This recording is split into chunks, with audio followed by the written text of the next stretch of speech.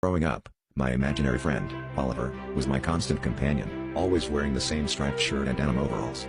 He vanished when I turned 10, as most imaginary friends do, leaving behind nothing but fond memories and the occasional pang of nostalgia. Or so I thought. It wasn't until I began organizing my family's photo albums last month that I noticed something unsettling.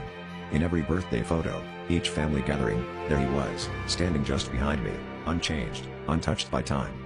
At first, I dismissed it as a trick of the light or a misremembered cousin, but his presence was undeniable, and my heart raced with each new picture I flipped through.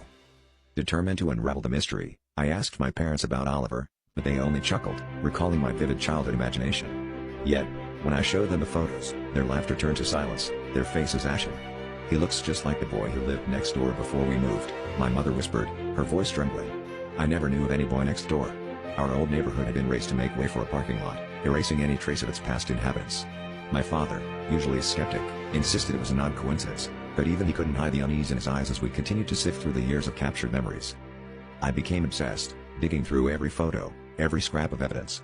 Late nights were spent scrolling through digitized archives, searching for any mention of Oliver or the boy next door.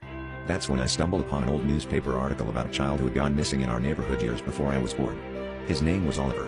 The accompanying photo was identical to the one in my pictures, same striped shirt, same denim overalls, same haunting smile.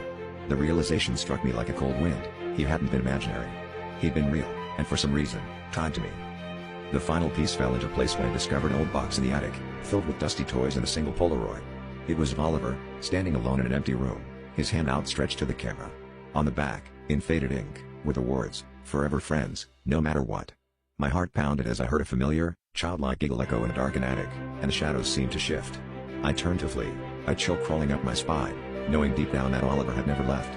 As I descended the creaky old stairs, I understood, he would appear in my photos forever, unchanged, while I continued to age, our connection unbroken by time.